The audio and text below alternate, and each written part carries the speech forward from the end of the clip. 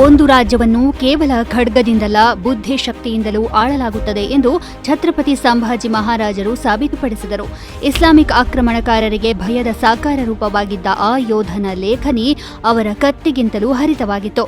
ಸಹ್ಯಾದ್ರಿಯ ಕಣಿವೆಗಳಲ್ಲಿ ಯುದ್ಧದ ನಗಾರಿ ಬಾರಿಸಿದಾಗ ಎಲ್ಲ ದಿಕ್ಕುಗಳಲ್ಲಿಯೂ ಒಂದೇ ಹೆಸರು ಪ್ರತಿಧ್ವನಿಸುತ್ತಿತ್ತು. ಅದುವೇ ಛತ್ರಪತಿ ಸಂಭಾಜಿ ಮಹಾರಾಜ್. ಭಾರತದ ವಿರೋಧಿಗಳಿಗೆ ಅವರು ನಿಜಕ್ಕೂ ಭಯಕ್ಕೆ ಸಮಾನಾರ್ಥಕರಾಗಿದ್ದರು. ಆದರೆ ಅವರು ತಮ್ಮ ಖಡ್ಗದ ಜೊತೆಗೆ ಜ್ಞಾನದ ಜ್ಯೋತಿಯನ್ನು ಹೇಗೆ ಬಳಸಿದರು ಎಂಬುದರ ಕಥೆ ಇದು.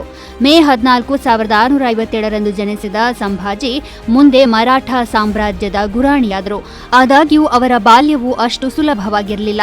ಕೇವಲ 2 ವರ್ಷದ ವಯಸ್ಸಿನಲ್ಲಿ ಅವರು ತಮ್ಮ ತಾಯಿಯನ್ನು ಕಳೆದುಕೊಂಡರು. ಅವರ ಅಜ್ಜಿ ಜೀಜಾಬಾಯಿ ಅವರನ್ನು ಶಸ್ತ್ರಾಸ್ತ್ರ ಮತ್ತು ಧರ್ಮಗ್ರಂಥಗಳೆರಡಕ್ಕೂ ಸಮಾನ ಪ್ರಾಮುಖ್ಯತೆಯನ್ನು ನೀಡುವ ಮೌಲ್ಯಗಳೊಂದಿಗೆ ಬೆಳೆಸಿದರು. ಒಂದೆಡೆ ಅವರು ಕುದುರೆ ಸವಾರಿ, ಸಮರ ಕಲೆಗಳು ಮತ್ತು ತಂತ್ರಗಾರಿಕೆಗಳನ್ನು ಕರಗತ ಮಾಡಿಕೊಳ್ಳುತ್ತಿದ್ದರೆ, ಮತ್ತೊಂದೆಡೆ ಅವರು ಸಂಸ್ಕೃತ, ಬ್ರಜ್ ಮತ್ತು ಮರಾಠಿಗಳಲ್ಲಿ ಮಾತ್ರವಲ್ಲದೆ ಇತರ 13 ಭಾಷೆಗಳಲ್ಲಿಯೂ ಪ್ರಾವೀಣ್ಯತೆಯನ್ನು ಗಳಿಸುತ್ತಿದ್ದರು. ಅವರ ಮಾರ್ಗದರ್ಶಕರಾಗಿದ್ದ ಕವಿ ಕಲಶ್ ಮತ್ತು ಮಹಾಕವಿ ಭೂಷಣ್ ಅವರಂತಹ ವಿದ್ವಾಂಸರು ಅವರನ್ನು ಕೇವಲ ರಾಜನನ್ನಾಗಿ ಮಾಡದೆ ಚಿಂತಕನನ್ನಾಗಿ ರೂಪಿಸುತ್ತಿದ್ದರು. ಮತ್ತು ನಂತರ ಇತಿಹಾಸವು ಒಂದು ಅದ್ಭುತ ದೃಶ್ಯಕ್ಕೆ ಸಾಕ್ಷಿಯಾಯಿತು. ಅದೇನೆಂದರೆ, ಒಬ್ಬ ಮಹಾನ್ ಯೋಧ ಪುಸ್ತಕವನ್ನು ಬರೆಯುತ್ತಿದ್ದ. ಅವರು ಬರೆದ ಬುದ್ಧಭೂಷಣಂ ಕೇವಲ ಒಂದು ಗ್ರಂಥವಾಗಿರಲಿಲ್ಲ, ಬದಲಾಗಿ ಸಂಭಾಜಿ ಮಹಾರಾಜರ ಬೌದ್ಧಿಕ ಪರಾಕ್ರಮಕ್ಕೆ ಸಾಕ್ಷಿಯಾಗಿತ್ತು. ಅದು ಯುದ್ಧ ತಂತ್ರ, ರಾಜ್ಯ ಕೌಶಲ್ಯ, ಬೇಹುಗಾರಿಕೆ ವ್ಯವಸ್ಥೆಗಳು, ಕಾವ್ಯಶಾಸ್ತ್ರ ಮತ್ತು ಸಂಗೀತ ಎಲ್ಲವನ್ನೂ ಒಳಗೊಂಡಿತು. ಖಡ್ಗದಿಂದ ತನ್ನ ಗಡಿಗಳನ್ನು ರಕ್ಷಿಸುತ್ತಿದ್ದ ರಾಜನೇ ಏಕಕಾಲದಲ್ಲಿ ಲೇಖನಿಯಿಂದ ಆಡಳಿತದ ತತ್ವಗಳನ್ನು ರೂಪಿಸುತ್ತಿದ್ದ. ಆದರೆ ಶತ್ರುಗಳು ಯಾರಾಗಿದ್ದರು ಗೊತ್ತಾ?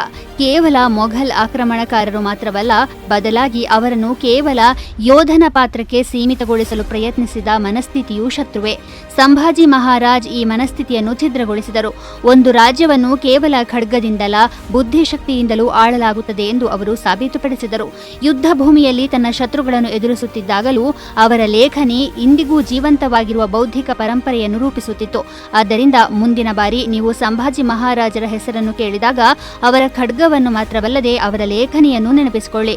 ಯಾಕೆಂದರೆ ನಿಜವಾದ ಶ್ರೇಷ್ಠತೆ ಇರುವುದು ಶಕ್ತಿ ಮತ್ತು ಬುದ್ಧಿವಂತಿಕೆ ಎರಡೂ ಜೊತೆಯಾಗಿದ್ದಾಗ ಮಾತ್ರ.